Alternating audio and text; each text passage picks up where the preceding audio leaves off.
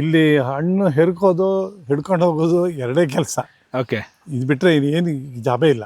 ಇವಾಗ 1800 ರೂಪಾಯಿ ಪತ್ರೆಗಿದ್ದರೆ ಅವ್ರು 2000 ರೂಪಾಯಿ ತಗೊಂಡು ಹೋಗ್ತಾರೆ. ಇದರಲ್ಲಿ ತಂದಿದ್ರಲ್ಲಿ ಒಂದು 40% ಗಂಡು ಗಿಡ ಆಗೋಯ್ತು, ಬಾಕಿದ್ದೆಲ್ಲ ಹೆಣ್ಣು ಗಿಡ ಎಲ್ಲ ಚೆನ್ನಾಗಿ ಫಸಲು ಬರುತ್ತೆ.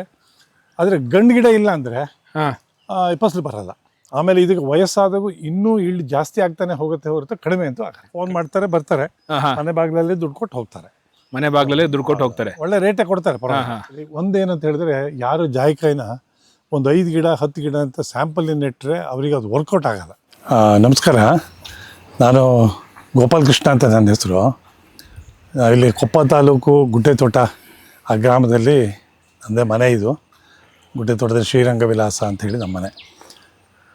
ನನ್ನ ವೃತ್ತಿಯಲ್ಲಿ ಈಗ ಕೃಷಿನಲ್ಲಿ ಮುಖ್ಯ ಬೆಳೆಯಾಗಿ ಅಡಿಕೆ ನಾನು ಬೆಳೀತಾ ಇದ್ದೆ. ಎಲ್ಲೋ ಡಿಸೀಸು ಬಂದಿದ್ದರಿಂದ ಅಡಿಕೆ ಮರ ಕಳ್ಕೊಂಡಾಗ ಏನು ಮಾಡೋದು ಅಂಥೇಳಿ ಕಾಫಿ ಕೃಷಿಗೆ ಇಳ್ಕೊಂಡೆ. ಅದ್ರ ಜೊತೆಗೆ ಏನಾದ್ರು ಬೆಳಿಬೋದು ಅಂಥೇಳಿ ನಂದು ಜಾಯಿಕಾಯಿ ಅಂತ ಅದನ್ನು ಹಾಕ್ಕೊಂಡಾಗ ನನಗೆ ಒಂದು ಸ್ವಲ್ಪ ಅನುಕೂಲ ಆಯಿತು. ಆ ಜಾಯಿಕಾಯಿ ಬೆಳೆಯುವ ಒಂದು ಜಾಗಕ್ಕೆ ನಾವು ಈಗ ಹೋಗಿ ನೋಡ್ಬೋದು. ನೋಡಿ, ಇವಾಗ ನೀವು ನೋಡ್ತಾ ಇರುವಂಥದ್ದೇ ನಾನು ಬೆಳೆದಿರುವಂಥ ಜಾಯಿಕಾಯಿ ಮರ. ಇದು ಸುಮಾರು 28 ವರ್ಷ ಆಗಿದೆ ಈ ಮರಕ್ಕೆ. 28 ವರ್ಷ ಸರ್ ಇದು? ಹೌದು, 28 ವರ್ಷ ಆಯಿತು. ಒಳ್ಳೆ ಈಲ್ಡ್ ಕೊಡ್ತಾ ಇದೆ. ಈ ಜಾಯಿಕಾಯಿ ವರ್ಷದಲ್ಲಿ 2 ಕ್ರಾಪ್ ಬರುತ್ತೆ. ಈಗ ಮಳೆಗಾಲದಲ್ಲಿ ಒಂದು ಬರ್ತಾ ಇದೆ. ಇವಾಗಲೇ 1 ತಿಂಗಳಿಂದ ನಾನು ಇದನ್ನು ಹೆರ್ಕೋದಷ್ಟೇ, ಬಿದ್ದಿದ್ದು ಹೆರ್ಕೋದು. ಯಾವುದೋ ಗಿಡದಿಂದ ಕುಯ್ಯೋದೇನಿಲ್ಲ, ನೆಲದ ಮೇಲೆ ಬೀಳುತ್ತೆ, ದಿನಕ್ಕೊಂದ್ಸಲ ಹೆರ್ಕೋದು. ಇದೆಲ್ಲ ಬಿದ್ದಿರುವಂಥದ್ದು ಇಲ್ಲಿ? ಹೌದು, ಇದೆಲ್ಲ ಬಿದ್ದಿರುವಂಥದ್ದು. ಓಕೆ. ಆಮೇಲೆ ಈ ತೋಟ ಆ್ಯಕ್ಚುಲಿ ನಂದು ಅಡಿಕೆ ತೋಟ. ಅಡಿಕೆಗೆ ಕಾಯಿಲೆ ಬಂದು ಎಲ್ಲೋ ಡಿಸೀಸ್, ಹಳದಿ ಎಲೆ ರೋಗ, ಅದರಿಂದ ನಾನು ನಾಶ ಆಯಿತು. ಕೂಡಲೇ ನಾನು ಈ ನಮ್ಮದು ಕಾಫಿ ಬೆಲ್ಟ್ ಆಗಿದ್ದರಿಂದ ಕಾಫಿ ಹಾಕಿದ್ದೀನಿ. ಕಾಫಿ ಜೊತೆಗೆ ಪೆಪ್ಪರ್ ಹಾಕಿದ್ದೆ, ಸಿಲ್ವರ್ ಹಾಕಿದ್ದೆ. ಸಿಲ್ವರ್ ಇಲ್ಲಿ ಗೆಡ್ಡೆ ಬೀಳೋದ್ರಿಂದ ಬೇರೆ ಏನು ಹಾಕ್ಬೋದು ಅಂತ ಯೋಚನೆ ಮಾಡಿದಾಗ ಜಾಯಿಕಾಯಿ ಆಗುತ್ತೆ ಅಂತ ಒಬ್ಬರು ಸಲಹೆ ಕೊಟ್ಟರು. ಅದನ್ನು 30 ಅಡಿಗೆ ಒಂದು ನಾನು ಪ್ಲ್ಯಾಂಟ್ ಮಾಡಿದ್ದೀನಿ. ಇದು ಎಕ್ಸಾಕ್ಟಾಗಿ ಈ ಮರ ನೋಡಿದ್ರೆ ಸುಮಾರು ಒಂದು 15-20 ವರ್ಷ ಆಯ್ತು. 25 30 ವರ್ಷನೇ ಆಯಿತು. 30 ವರ್ಷನೇ ಆಯ್ತಾಯ್ತು. ಇದಕ್ಕೆ ಹೆಚ್ಚು ಕಮ್ಮಿ 120 ವರ್ಷದವರೆಗೂ ಆಯುಷ್ ಇದೆ. ಈ ಮಲೆನಾಡು ಭಾಗದಲ್ಲಿ ಮೊದಲನೇ ಬಾರಿಗೆ ಒಂದು ಜಾಯಿಕಾಯಿನ ಇಂಟ್ರೊಡ್ಯೂಸ್ ಮಾಡಿಸಿದ್ರು ಅನ್ನಂಗೆ ಹೇಳ್ಬೋದು ನೀವು? ಹೌದು. ಆ 30 ವರ್ಷದಿಂದ ಬೇರೆ ಎಲ್ಲೂ ಇರಲಿಲ್ಲ. ನನಗೆ ಇದೊಂದು ಅನುಭವ ಹೇಗೆ ಬಂದಿದ್ದು ನಿಮಗೆ? ಇಲ್ಲ, ಒಂದ್ಸರ್ತಿ ನನಗೆ ಈ ಫಾರೆಸ್ಟ್ ಡಿಪಾರ್ಟ್ಮೆಂಟಿನ ಟಾಪ್ ಆಫೀಸರ್ ಬೆಂಗಳೂರಿನಲ್ಲಿ ಅರಣ್ಯ ಭವನದಲ್ಲಿ ನನಗೆ ಕಾಂಟ್ಯಾಕ್ಟ್ ಆಗಿ ಶೃಂಗೇರಿಗೆ ಬಂದಿದ್ರು. ನಮ್ಮ ಮನೆಗೂ ಬಂದರು. ಅವರು ನಿಮಗೆ ಜಾಯಿಕಾಯಿ ಹಾಕಿ ಅಂತ ಹೇಳಿ ಮಿಸ್ಟರ್ ಗಾಂವ್ಕರ್ ಅಂತೇಳಿ ಅವರ ಕೊಟ್ಟ ಗಿಡಗಳಿವೆಲ್ಲ ಅದು ಇದ್ರ ಮೇಲೆ ಹಾಕಿದೆ. ಆಮೇಲೆ ನನಗೆ ಎಕ್ಸ್ಪೀರಿಯನ್ಸೇ ಹೊರತು ಮೊದಲೇನು ಎಕ್ಸ್ಪೀರಿಯನ್ಸ್ ಇಲ್ಲ. ಬಟ್ 30 ಫೀಟಿಗೆ ಒಂದು ಹಾಕಿ ಅಂತ ಹೇಳಿದ್ದು ಒಂದೇ ಗುರುತು. ಇದರಲ್ಲಿ ತಂದಿದ್ರಲ್ಲಿ ಒಂದು 40% ಗಂಡು ಗಿಡ ಆಗೋಯ್ತು, ಬಾಕಿದ್ದೆಲ್ಲ ಹೆಣ್ಣು ಗಿಡ ಎಲ್ಲ ಚೆನ್ನಾಗಿ ಫಸಲು ಬರುತ್ತೆ. ಆದರೆ ಗಂಡು ಗಿಡ ಇಲ್ಲ ಅಂದರೆ ಫಸಲು ಬರಲ್ಲ. ಇದು ಗಂಡು ಗಿಡ. ಹೌದು, ಫಸಲು ಬರೀ ಹೂ ಬಿಡುತ್ತೆ. ಅದು ಮಧ್ಯೆ 10 ಗಿಡಕ್ಕೆ ಒಂದೊಂದು ಗಂಡು ಗಿಡ ಇದ್ದರೆ ಒಳ್ಳೆ ಈಲ್ಡ್ ಬರುತ್ತೆ. ನಿಮಗೆ ಫಸ್ಟಿಗೆ ಹಾಕಿದಾಗ ಈ ಗಂಡು ಹೆಣ್ಣು ಅನ್ನೋ ಕಾನ್ಸೆಪ್ಟೇ ಗೊತ್ತಿಲ್ಲ? ಇದು ಗೊತ್ತೇ ಇಲ್ಲ, ಏನು ಬೆಳೆಂತ ಗೊತ್ತಿಲ್ಲ. ಅವ್ರು ಕೊಟ್ಟರು ನಾವು ಹಾಕಿದ್ದು ಅಷ್ಟೇ. ಓಕೆ. ಆದರೆ ಯಾವಾಗ ಇದು ರೇಟು ಮತ್ತೆ ಪತ್ರ ರೇಟು ಎಲ್ಲ ನೋಡಿದಾಗ ಇದು ನಮಗೆ ಅಷ್ಟೊತ್ತಿಗೆ ಅಡಿಕೆ ಹೋಗಿತ್ತಲ್ಲ, ಅದಕ್ಕೆ ಇನ್ನೊಂದು ಕ್ರಾಪ್, ಕಾಫಿ ಜೊತೆಗೆ ಇನ್ನೊಂದು ಕ್ರಾಪ್ ಯಾವುದು ಅಂದರೆ ಜಾಯಿಕಾಯಿ ಅಂತ ತಿಳ್ಕೊಂಡೆ. ಒಂದೇ ಏನಂದರೆ, ಈ ಜಾಯಿಕಾಯಿನಲ್ಲಿ ನಾವು ಕೆಳಗಿನ ಹರೆಗಳನ್ನು ನಾವು ಒಂದು 10-12 ಎತ್ತಬೇಕಾಗ್ತದೆ. ಯಾಕಂದ್ರೆ ಕಾಫಿ ಬೆಳಿಬೇಕಲ್ಲ, ಕಾಫಿಗೆ ಒಂದು ಕರೆಕ್ಟ್ ಆಗಿರುವಂತ ಸಿಗ್ಲಿ ಅಂತೇಳಿ. ಜೊತೆಗೆ ಸ್ಪ್ರಿಂಕ್ಲರ್ ಆಗಬೇಕು. ಸೊ ಸ್ಪ್ರಿಂಕ್ಲರ್ ಲೈನಿಗೆ ಅದು ಅಡ್ಡ ಬರಬಾರ್ದು. ಅಲ್ಲಿ ಹೈಟ್ವರೆಗೆ ನಾವು ಇದನ್ನ ರೈಸ್ ಮಾಡ್ಕೋಬೇಕಾಗುತ್ತೆ. ಓಕೆ. ಹಾಗೆ ರೈಸ್ ಮಾಡಿದ್ರಿಂದ ಪೆಪ್ಪರ್ ಬರುತ್ತೆ ಇದ್ರಾಗೆ. ಇದೇ ಗಿಡದಲ್ಲಿ ಪೆಪ್ಪರ್ ಅನ್ನು ಬೆಳಿಬಹುದು. ನಾನು ಇದೇ ಫಸ್ಟ್ ಜಾಯಿಕಾಯಿ ಮೇಲೆ ಪೆಪ್ಪರ್ ನ ನೋಡ್ತಾ ಇರುವಂತದ್ದು. ಮತ್ತೆ ಅದರಲ್ಲಿ ಇನ್ನೊಂದು ಕಾರಣ ಏನಿದೆ ಅಂದ್ರೆ, ನಾನು ನೋಡಿದಲ್ಲೆಲ್ಲದು ಜಾಯಿಕಾಯಿ ಗಿಡಗಳು ತುಂಬಾ ಸಣ್ಣವು, ಹಾಗಾಗಿ ಅವ್ರು ಇಲ್ಲಿ ತನಕ ಹಬ್ಬಿಸ್ಲಿಲ್ಲ ಆಗಿತ್ತು. ಹೌದು, ಇದು ಕೆಳಗಡೆ ಬ್ರಾಂಚಸ್ ಇದ್ರೆ ಹಾಕಕ್ಕಾಗಲ್ಲ. ನಾವು 15 ಅಡಿ ಎತ್ತಿದ್ರಿಂದ ಪೆಪ್ಪರ್ ಹಾಕ್ಬೋದು, ಅದು ಬರುತ್ತೆ. ಕಾಫಿಗೂ ತೊಂದರೆ ಇಲ್ಲ, ಸ್ಪ್ರಿಂಕ್ಲರ್ಗೂ ತೊಂದರೆ ಇಲ್ಲ. ಆಮೇಲೆ ಅದಕ್ಕೆ ಯಾವುದೇ ರೀತಿಯಾದ ಕಲ್ಟಿವೇಶನ್ ಇಲ್ಲ, ತನ್ನಷ್ಟಕ್ಕೆ ತಾನು ಬಿಟ್ಕೊಂಡಿರುತ್ತೆ. ಏನು ಕಾಫಿಗೆ ಮೆನ್ಯೂರ್ ಮಾಡ್ತೀವಿ ಅದೇ ಮೆನ್ಯೂರಲ್ಲಿ ಅದು ಬೆಳೆಯುತ್ತೆ. ನನಗೆ ಇಲ್ಲಿ ಇನ್ನೊಂದು ಸರ್, ಈಗ ನಾವು ಕೆಳಗಡೆ ಭಾಗ ನಾವು ತೆಗಿತೀವಿ ಅಂತ ಹೇಳಿದ್ವಲ್ಲ, ಈ ಜಾಯಿಕಾಯಿನಲ್ಲಿ ಎಷ್ಟು ಈ ಎಲೆ ಅಥವಾ ಕೊಂಬೆಗಳು ರೆಂಬೆಗಳು ಎಷ್ಟಿದಾವೆ ಅಷ್ಟು ನಿಮಗೆ ಫಸಲು ಜಾಸ್ತಿ ಅಲ್ವಾ? ಅದು ಹೌದು. ನಾವಿಲ್ಲಿ ನಮಗೆ ಕಾಫಿ ಮುಖ್ಯ ಕಾಫಿನೂ ಆಗುತ್ತೆ. ಬರಬೇಕಲ್ಲ, ಹೌದು. ಕಾಫಿನೂ ಬರಬೇಕು. ಆಮೇಲೆ ಹಂಗೆ ಮಾಡಿದ್ರಿಂದ ಲಾಸ್ ಏನಿಲ್ಲ, ಪೆಪ್ಪರ್ ಬರುತ್ತಲ್ಲ ಜೊತೆಲೆ, ಹಾ ಹಾ ಹಾ ಹಾ ಹಾ. ಸೊ ಅದು ಮೇಂಟೈನ್ ಆಗುತ್ತೆ. ಆಮೇಲೆ ನಮಗೆ ತೋಟನೂ ಒಂದು ಏರಿಯೇಷನ್ ಬೇಕು, ಅದೆಲ್ಲ ಅನುಕೂಲ ಆಗುತ್ತೆ. ಅದೇ ಅಂದ್ರೆ ಒಂದೇ ಗಿಡಕ್ಕೆ ಅಂತ ಕಾನ್ಸಂಟ್ರೇಟ್ ಮಾಡೋ ಬದಲು ಹೌದು, ಎಲ್ಲಾ ಗಿಡಗಳು ಒಟ್ಟಿಗೆ ಇದ್ರೆ ಎಲ್ಲದೂ ಎಲ್ಲದೂ ಚೆನ್ನಾಗಿರ್ತವೆ. ತಗೋಬಹುದು ಅಂತ. ಇಲ್ಲಿ ನಾನು ಇಲ್ಲಿ ಕೆಳಗಡೆ ನೋಡ್ತಾ ಇದ್ದೀನಿ, ಹಾ. ಸುಮಾರು ಹೀಗೆ ಬಿದ್ದಿದೆಯಲ್ಲ, ಇದ್ರದ್ದೊಂದು ಪ್ರೊಸೆಸ್ ಹೇಗ್ ನಡೆಯುತ್ತೆ? ಅಂದ್ರೆ ಈ ರೀತಿ ಹಣ್ಣಾದಂತ ಕಾಯಿಗಳು ಬಿದ್ದು ನೀವು ಹೆರ್ಕುವಂತದ್ದ, ಅಥವಾ ಇದನ್ನೇ ಕೊಯ್ಲು ಮಾಡ್ತೀರಾ, ಅಥವಾ ಹೇಗೆ? ಇದು ನಾವು ಕೊಯ್ಲು ಅಂತ ನಾವು ಮಾಡೋದೇ ಇಲ್ಲ. ಹಾ ಹಾ. ಬಿದ್ದಿರುತ್ತೆ ಪ್ರತಿದಿನ. ಈ ಮಳೆಗಾಲದಲ್ಲಿ ಹೆಚ್ಚು ಗಾಳಿ ಗಿಳಿ ಇದ್ದಾಗ ತನಗೆ ಬೀಳುತ್ತೆ. ಅದು ಇನ್ನೊಂದು ಮರದಲ್ಲಿ ಇದೆಲ್ಲ ಹೆರ್ಕಿದ್ದಾರೆ ಇವತ್ತು. ಇನ್ನೊಂದು ಮರದಲ್ಲಿ ತೋರಿಸ್ತೀನಿ. ಹೌದು, ಅದೇ ಅದು ಬಿದ್ದಿರೋದು. ಅದನ್ನ ಅವತ್ತವತ್ತೇ ತೆಗಿಬೇಕು, ಇಲ್ಲೇ ಹೋದ್ರೆ ಪತ್ರ ಹಾಳಾಗುತ್ತೆ. ಓ, ಇದನ್ನ? ಹೌದು. ಈಗ ಅದನ್ನ ನೋಡಿ, ಇದನ್ನ ಹೀಗೆ ತೆಗೆದುಬಿಟ್ರೆ, ಸೊ ಇದು ಪತ್ರೆ. ಹೌದು. ಸೊ ಇದು ಕಾಯಿ, ಇದ್ರ ಒಳಗಡೆ ಇರೋದು ಜಾಯಿಕಾಯಿ. ಹೌದು. ಸೊ ಇದನ್ನ ಶೆಲ್ ಇದೆ ಇದು. ಸೊ ಈ ತರ ನಾವು ಮನೆಗೆ ತರೋದು, ವಾಶ್ ಮಾಡಿ ಇದನ್ನ ಡ್ರೈ ಮಾಡ್ಬೇಕು. ಇದನ್ನ ಅಂದ್ರೆ ಈಗ ಮರದಿಂದ ಇಲ್ಲಿ ಬಿದ್ದಂತದ್ದು ಬಿದ್ದ ನಂತರ ಈ ರೀತಿ ಎರ್ಕಿ ನಾವು ತಗೊಂಡ್ಬಂದಿರ್ತೀವಿ. ಹೌದು ಹೌದು ಹೌದು. ಈ ಮರದಿಂದ ಬಂದಂತೆ ಹಣ್ಣನ್ನ ನಾವು ಡೈರೆಕ್ಟ್ ಆಗಿ ಈ ಕೋಕೋ ತಗೊಂಡೋಗಿ ಹಾಕೊಳ್ಳೋದಿಲ್ಲ. ಇಲ್ಲ, ಇದು ಇಲ್ಲೇ ನಾವು ಎಲ್ಲ ಇದ್ ಮಾಡಿ ಇದು ಡ್ರೈ ಮಾಡಿ. ನಮ್ಗೆ ಇದ್ರಲ್ಲಿ ಅಡ್ವಾಂಟೇಜ್ ಏನಂತ ಹೇಳಿದ್ರೆ, ನಾವು ತರಕಾರಿ ತರ ಇಮಿಡಿಯೇಟ್ ಸೇಲ್ ಮಾಡೋದು ಬೇಡ. ಇದು ಡ್ರೈ ಆಗಿದ್ದನ್ನ ನಾವು ವರ್ಷ ಇಟ್ರು ಹಾಳಾಗಲ್ಲ. ವರ್ಷ ಇಟ್ರು ಹಾಳಾಗಲ್ಲ. ಮತ್ತೆ ಇದು ಸೆಲ್ ಓಪನ್ ಮಾಡಬಾರ್ದು. ಓಪನ್ ಮಾಡಿದ್ಮೇಲೆ ಹೆಚ್ಚು ಬಾಳಿಕೆ ಬರಲ್ಲ ಅಂತ ಹೇಳ್ತಾರೆ. ಹಾಗಾಗಿ ತಗೋತಾರೆ ಮಾರ್ಕೆಟ್. ಇದಕ್ಕೆ ಜಾಯಿಪತ್ರೆನ ನಮ್ಗಿಲ್ಲಿ ಮನೆಗೆ ಬಂದೇ ತಗೋತಾರೆ. ಹಾಗಾದ್ರಿಂದ ಮಾರ್ಕೆಟ್ ಏನ್ ಪ್ರಾಬ್ಲಮ್ ಇಲ್ಲ, ಚೆನ್ನಾಗಿದೆ. ಓ, ಅಂದ್ರೆ ಕೊಳ್ಳುಗರು ಇಲ್ಲಿಗೆ ಬಂದ್ಬಿಟ್ಟು ಕೊಳ್ತಾರೆ, ಫೋನ್ ಮಾಡ್ತಾರೆ, ಬರ್ತಾರೆ, ಮನೆ ಬಾಗಿಲಲ್ಲಿ ದುಡ್ಡು ಕೊಟ್ಟು ಹೋಗ್ತಾರೆ. ಮನೆ ಬಾಗಿಲಲ್ಲಿ ದುಡ್ಡು ಕೊಟ್ಟು ಹೋಗ್ತಾರೆ. ಒಳ್ಳೆ ರೇಟೇ ಕೊಡ್ತಾರೆ. ಆಮೇಲೆ ಪ್ರತಿ ತಿಂಗಳ ಒಂದ್ಸರಿ ಈ ಸೀಸನ್ ಅಲ್ಲಿ ಕೇರಳದಿಂದ ಒಬ್ರು ಬಂದು ಕೊಪ್ಪದಲ್ಲೆಲ್ಲ ಬಂದು ಈ ಕಡೆದೆಲ್ಲ ಕಲೆಕ್ಟ್ ಮಾಡ್ಕೋತಾರೆ. ಅವ್ರು ಸ್ವಲ್ಪ ಪ್ರೈಸ್ ಜಾಸ್ತಿ ಕೊಡ್ತಾರೆ. ಇವಾಗ 1800 ರೂಪಾಯಿ ಪತ್ರೆಗಿದ್ರೆ ಅವ್ರು 2000 ರೂಪಾಯಿ ತಗೊಂಡು ಹೋಗ್ತಾರೆ.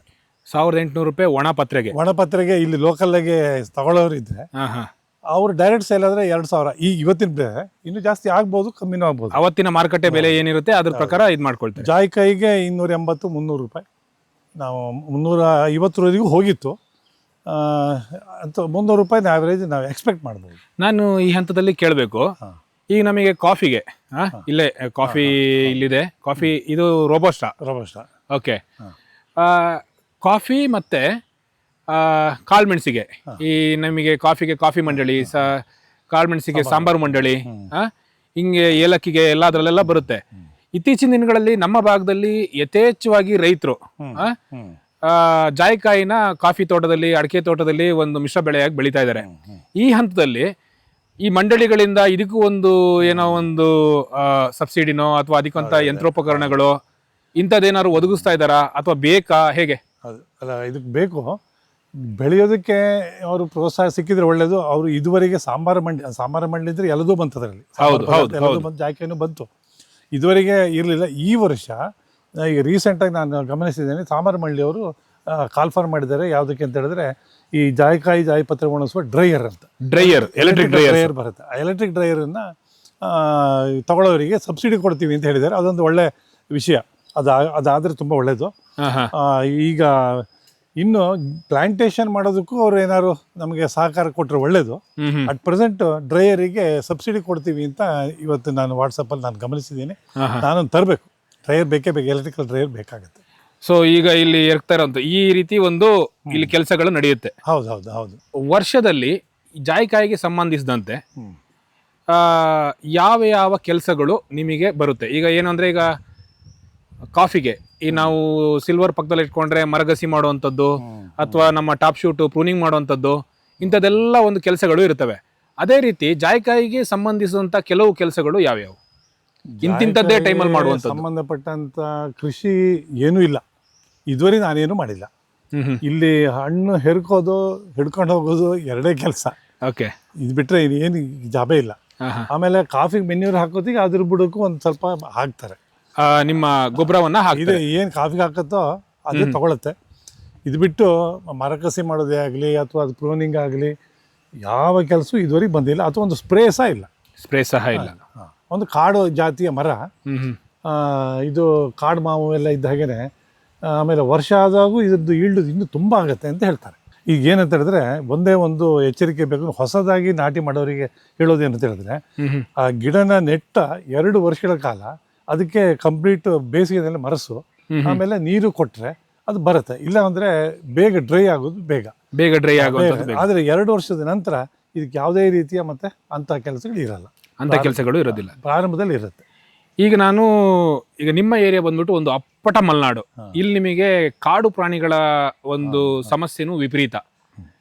ಇಲ್ಲಿ ಕಾಡು ಕೋಣದಿಂದ ಹಿಡಿದು ಎಲ್ಲಾ ಪ್ರಾಣಿಗಳು ನಿಮಗೆ ಸಾಧಾರಣವಾಗಿ ಸಿಗ್ತವೆ ಕಾಣ್ಲಿಕ್ಕೆ ಮತ್ತೆ ತೋಟದಲ್ಲಿ.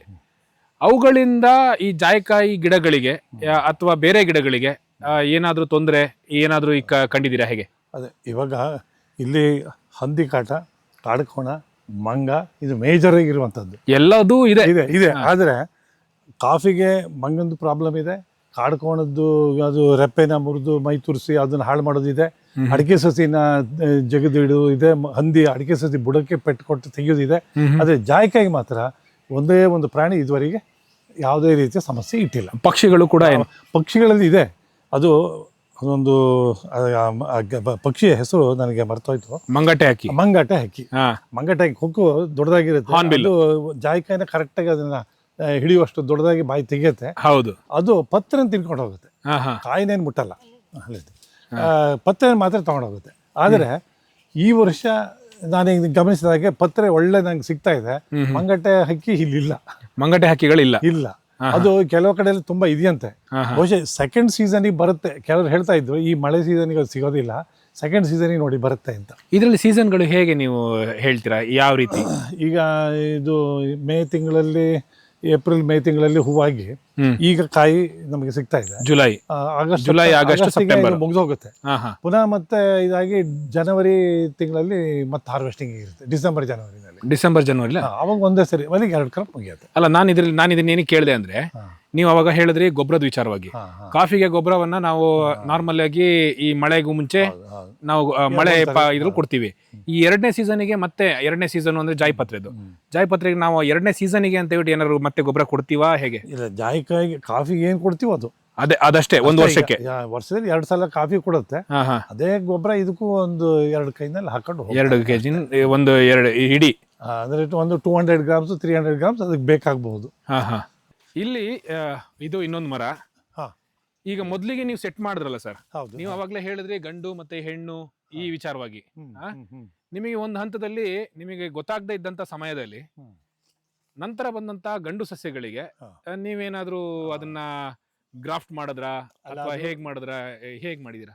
ಇವಾಗ ಅದು ವಿಷಯ ತಿಳ್ಕೊಂಡಿದ್ದೀನಿ ಅಷ್ಟೇ, ಅದನ್ನೇನು ಮಾಡಿಲ್ಲ.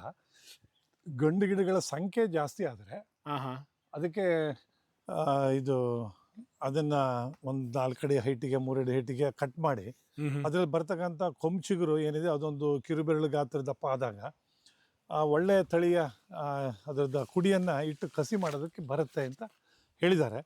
ಅದನ್ನ ಮಾಡಿಸ್ಬೇಕು, ಅದನ್ನ ಮಾಡಿಸಿಲ್ಲ. ಅವಾಗ ಏನಾಗುತ್ತೆ ಅಂದ್ರೆ ಹೆಣ್ಣು ಗಿಡ ಸಂಖ್ಯೆನ ನಾವು ಲಿಮಿಟ್ ಗಂಡು ಗಿಡ ಸಂಖ್ಯೆನ ಲಿಮಿಟ್ ಇಟ್ಕೋಬಹುದು. ಈಗ ಇಲ್ಲ ಅಂತ ಹೇಳಿದ್ರೆ ನಾವು ಪೂರ್ತಿ ಅದೇ ಆಗೋಗ್ಬಿಟ್ರೆ ಮತ್ತೆ ನಮಗೆ ಅದು ಈಲ್ಡ್ ಯಾವ್ದ್ರಲ್ಲಿ ಬರೋದು ಗೊತ್ತಾಗಲ್ಲ. ಈಗ ಆಲ್ರೆಡಿ ಅದು ಬೆಳೆದಿರೋದ್ರಿಂದ ನಾವು ಕಸಿ ಕಟ್ಟಿದ್ರೆ ನಮ್ಗೆ ನೆಕ್ಸ್ಟ್ ಇಯರ್ ಕ್ರಾಪ್ ತಗೋದಕ್ಕೆ ಸಾಧ್ಯತೆ ಇದೆ. ನಿಮ್ಮ ಪ್ರಕಾರ ಈ ಜಾಯಿಕಾಯಿ ಗಿಡದಲ್ಲಿ ಎಷ್ಟು ವರ್ಷದಲ್ಲಿ ಒಂದು ಯಥೇಚ್ಛವಾದಂತಹ ಒಂದು ಇಳುವರಿಯನ್ನ ರೈತ ಕಾಣಬಹುದು? ಈಗ ನೆಟ್ ಮೇಲೆ 6-7 ವರ್ಷಕ್ಕೆ ಸ್ಟಾರ್ಟ್ ಆಗಿದ್ರು 15ನೇ ವರ್ಷದಿಂದ ಅದಕ್ಕೆ ನಾವು ಹೈಯೆಸ್ಟ್ ಈಲ್ಡ್ ಅನ್ನ ತಗೋಬಹುದು. 10ನೇ ವರ್ಷಕ್ಕೆ ಬಂದ್ಬಿಡುತ್ತೆ, ಒಳ್ಳೆ ಚೆನ್ನಾಗೆ ಬರುತ್ತೆ. ಆದ್ರೆ ಈಗ 15ನೇ ವರ್ಷದ ನಂತರ ನನಗೆ ಬರ್ತಾ ಇರೋದೆಲ್ಲ 28-30 ವರ್ಷ ಆಯ್ತು ಅಂತ ಹೇಳಿದ್ನಲ್ಲ, ಇದೆಲ್ಲ 15 ವರ್ಷದಿಂದಲೇ ಸ್ಟಾರ್ಟ್ ಆಗಿದೆ. ಅವಾಗಿಂದನೂ ಇದೇ ತರ ಈಲ್ಡ್ ಇದೆ. ಆಮೇಲೆ ಇದಕ್ಕೆ ವಯಸ್ಸಾದಾಗ ಇನ್ನೂ ಈಲ್ಡ್ ಜಾಸ್ತಿ ಆಗ್ತಾನೆ ಹೋಗುತ್ತೆ ಹೊರತು ಕಡಿಮೆ ಅಂತೂ ಆಗಲ್ಲ. ಆಮೇಲೆ ಒಬ್ಬನ ಜಾಯಮಾನಕ್ಕೆ ಫುಲ್ಲು ಕ್ರಾಪ್ ಕೊಡತ್ತೆ. 120 ವರ್ಷ ಬದುಕತ್ತೆ ಅಂದ್ರೆ 2 ತಲೆಮಾರಿಗೆ ಅದು 2 ತಲೆಮಾರಿಗೆ ಯಥೇಚ್ಛವಾಗಿ ಕಾಯನ್ನ ಕೊಡುತ್ತೆ. ಅಷ್ಟೇ ರೇಟ್ ಇತ್ತು ಅಂತ ಹೇಳಿದ್ರೆ ಅದೇ ರೇಟು ಹೆಂಗಾರು ರೈಸ್ ಆಗ್ತದೆ. ಯಾಕಂದ್ರೆ ನಾವು ಸ್ಟಾರ್ಟಿಂಗ್ ಅಲ್ಲಿ 120 ಇತ್ತು, ಈಗ 280 ಕಾಯಿಗೆ. ಆಮೇಲೆ 1000 ರೂಪಾಯಿ ಒಳಗಿತ್ತು ಪತ್ರೆಗೆ, ಈಗ 2000 ಆಗಿದೆ. ಸೊ ಅದು ಆಯಾ ಕಾಲಕ್ಕೆ ಬೆಲೆ ಸಿಗ್ತಾ ಇದೆ ಚೆನ್ನಾಗಿ. ಮತ್ತೆ ನಾನು ಇಲ್ಲಿ ಇವರು ಎರ್ಕ್ಬೇಕಾದ್ರೆ ನಾನು ನೋಡ್ತಾ ಇದ್ದೆ, ಈ ರೀತಿ ನಾವು ಕೆಳಗಡೆ ಹಾಕೋಗ್ತೀವಲ್ಲ, ಇತ್ತೀಚಿನ ದಿನಗಳಲ್ಲಿ ಇನ್ನೊಂದು ನಾನು ಕೇಳಲ್ಪಟ್ಟಿದ್ದೆ, ಅದರಿಂದನೂ ಯಾವುದೋ ಒಂದು ಬೈ ಪ್ರಾಡಕ್ಟ್ ಮಾಡ್ತಾರೆ ಅಂತ ಹೇಳ್ಬಿಟ್ಟು. ಅದೇ ಈ ಪತ್ರೆ ಇದ್ರ ಒಳಗಡೆ ಇರೋದು ಜಾಯಿಕಾಯಿ, ಇದ್ರ ಒಳಗಡೆ ಇರೋದು. ಹೌದು. ಇದನ್ನ ನಮ್ಗೆ ಈಗ ಏನಕ್ಕೂ ಪ್ರಯೋಜನ ಇಲ್ಲ ಅಂತ ನಾವು ಅಂದ್ಕೊಂಡಿದೀವಿ. ಆದರೆ ಕೆಲವರು ಇದನ್ನ ಹೆಚ್ಚಿಬಿಟ್ಟು ಉಪ್ಪಿನಕಾಯಿ ಮಾಡ್ತಾರಂತೆ. ಅದೇನಾದ್ರು ಕಂಡುಹಿಡಿದ್ರೆ ಇದು ಬೇಕಾದಷ್ಟು ಸಿಗತ್ತೆ, ಇನ್ನೂ ಜಾಸ್ತಿ ಒಂದು ವರಮಾನ ಬರುತ್ತೆ. ಹೌದು, ಅದೊಂದು ವರಮಾನ ಆಗುತ್ತೆ. ಇದು ಉಪ್ಪಿನಕಾಯಿ ಆಗ್ಬೋದು, ಯಾಕೆಂದರೆ ಒಂಥರ ಅದ್ರದ್ದು ಸ್ಮೂತ್ನೆಸ್ ಇದೆ, ಇದ್ರದ್ದು ಹಾಗೇನೆ ಏನೋ ಮಾವಿನ ಮಿಡಿ ರೀತಿ ಅಂತ ಕಾಣುತ್ತೆ ನೋಡಿ. ಜೊತೆಗೆ ಒಂದು ಒಳ್ಳೆ ಪರಿಮಳ ಕೂಡ ಸಿಗುತ್ತೆ. ಪರಿಮಳ ಇದು. ಬಟ್ ಇದು ಒಣಗಿದ ಮೇಲೆ ಮಾತ್ರ ಇದು ಯಾವುದಕ್ಕೂ ಬರಲ್ಲ. ಒಣಗಿದ ಮೇಲೆ ಏನೂ ಇಲ್ಲ, ಬರಲ್ಲ. ಇದು ಹಸಿನೇ ಇದನ್ನ ಏನಾದ್ರು ಮಾಡ್ಕೋಬೇಕು. ಅಂದ್ರೆ ಇಲ್ಲಿ ಬಿದ್ದ ನಂತರ ಅದು ಗೊಬ್ಬರವೇ. ಹೌದು, ಬಿದ್ದ ನಂತರ ಗೊಬ್ಬರ ಆಗ್ತದೆ ಅಷ್ಟೇ. ಈಗ ಸಣ್ಣ ಗಿಡ ಅಂತ ಹೇಳಿದ್ರೆ ನಿಮಗೆ ತೋರಿಸ್ತೇನೆ. ಇದು ಸಣ್ಣ ಗಿಡ. ಓಕೆ, ಇದಿಷ್ಟೇ ಹತ್ರದಲ್ಲಿ ಹಾಕಬೇಕು, ಇಂತಿಂತದ್ದೇ ಅಂತದ್ದೇನಾರು ಇದೆಯಾ? ಇದು 30 ಅಡಿ ಒಂದು. 30 ಅಡಿ ಒಂದು. ಅಲ್ಲ, ಇಲ್ಲಿ ನಿಮಗೆ ಹತ್ರ ಆಯ್ತಲ್ಲ ಇದು ಒಂದು ಎಲ್ಲ ಮಿಸ್ಟೇಕ್ ಆಗಿ ಬಂದಿದೆ. ಓಕೆ, ಇದು ಲೈನ್ ಕಾಫಿ ಲೈನ್ ಇದ್ದಂಗೆ. ಇದು ಹಳೆಯದು ನಾವು ಅಡಿಕೆ ತೋಟದಲ್ಲಿ ಹಾಕಿದ ಜಾಯಿಕಾಯಿ ಮರ. ಇವಾಗ ನಾವು ಫ್ರೆಶ್ ಆಗಿ ಕೊಡುವಾಗ ಇದನ್ನ 30 ಅಡಿ ಒಂದು ಕೊಟ್ಟಿದ್ದೀವಿ. ಇದು 30 ಅಡಿ ಒಂದು ಬರುತ್ತೆ. ಇದು ಹೌದು. ಇನ್ನು ಇದಕ್ಕಿಂತ ಇದು ನೆಕ್ಸ್ಟ್ ಇರುವಂಥದ್ದು ಅಂತ ಹೇಳಿದ್ರೆ ನೋಡಿ, ಈ ಹೈಟ್ ಬಂದಿದೆ ಆಲ್ರೆಡಿ. ಹೌದು. ಈ ಥರ ನಾವು ಸಪ್ಲೈ ಮಾಡಿಬಿಟ್ರೆ ಇಡೀ ತೋಟಕ್ಕೆ ಒಂದೇ ಜಾಗದಲ್ಲಿ, ಒಂದೇನಂತ ಹೇಳಿದ್ರೆ, ಯಾರು ಜಾಯಿಕಾಯಿನ ಒಂದು 5 ಗಿಡ 10 ಗಿಡ ಅಂತ ಸ್ಯಾಂಪಲ್ ನೆಟ್ಟರೆ ಅವರಿಗೆ ಅದು ವರ್ಕೌಟ್ ಆಗಲ್ಲ. ಹೌದು. ಮಾಡಿದ ಮೇಲೆ ಒಂದು 50 ಗಿಡ ಒಂದು ಪ್ಲಾಟಲ್ಲಿ ಇತ್ತು ಅಂದರೆ ಒಂದು ಲೇಬರ್ನ ಬಿಡೋದು ಅಥವಾ ನಾವು ಹೋದ್ರೂ ಒಂದು ವರ್ಕೌಟ್ ಆಗುತ್ತೆ. ಮಾರ್ಕೆಟಿಗೂ ನಮಗೆ ಮನೆಯಲ್ಲಿ ಅದನ್ನು ಒಣಗಿಸೋದು ಮತ್ತೊಂದು ಮಾಡೋದಕ್ಕೂ ಒಂದು ಕೆಲಸ ಇರುತ್ತೆ. ಇಷ್ಟಿಷ್ಟೇ ತೊಗೊಂಡು ಹೋಗಿ ಒಣಗಿಸೋದು ಮಾಡೋದು ಅದು ವರ್ಕೌಟ್ ಆಗಲ್ಲ. ಮಾಡಿದ ಮೇಲೆ ಸ್ವಲ್ಪ ಬಲ್ಕಲ್ಲಿ ಮಾಡಬೇಕು. ಬಲ್ಕ್ ಅಂತ ಹೇಳಿದ್ರೆ ಒಂದು 25 ಗಿಡದ ಒಂದು ಬಲ್ಕೆ. ಹೌದು. 50 ಗಿಡ ಹಾಕೋದಕ್ಕೆ ಏನು ಎಕರೆ ಒಳಗಡೆ ಆಗೋಗುತ್ತೆ. ಒಂದು ಎಕರೆಗೆ 90 ಗಿಡಕ್ಕೆ ಕೂರಿಸ್ಬೋದು ಇದನ್ನು 30 ಅಡಿಗಾದ್ರೆ. ಇಲ್ಲಿ ನಾನು ಈಗ ನೋಡ್ತಿರುವಂಥದ್ದು, ಕೆಲವು ನಿಮ್ಮ ಅಡಿಕೆಗಳೆಲ್ಲ ನೀವು ಹೇಳಿದಂತೆ ಹಳದಿ ರೋಗ ಬಂದ್ಬಿಟ್ಟು ಹೋಗಿದೆ. ಬಹುಶಃ ಕಾಫಿನೂ ಒಂದು 25 ವರ್ಷ 30 ವರ್ಷದ ಅನ್ಸುತ್ತೆ. ಇಲ್ಲ, ಕಾಫಿನ 60 ವರ್ಷ. 60 ವರ್ಷದವರೆಗೆ ಒಳ್ಳೆ ಇಳಿರುತ್ತೆ. ಅಲ್ಲ, ಈ ನಿಮ್ಮಲ್ಲಿ ಇರುವಂತ ಕಾಫಿ ಇರುವಂತದ್ದೆಲ್ಲ 20 ವರ್ಷ, 25 ವರ್ಷದ್ದು. ಇನ್ನು ಯಾವ ಬೆಳೆಗಳು ಈ ಒಂದು ತೋಟದಲ್ಲಿದೆ, ಮತ್ತೆ ಇನ್ಯಾವ ಬೆಳೆಗಳನ್ನ ಮತ್ತೆ ಗಿಡಗಳನ್ನ ನೀವಿಲ್ಲಿ ಜೋಡಿಸ್ಬೇಕು ಅಂತ ಬಯಸ್ತಾ ಇದ್ದೀರಾ?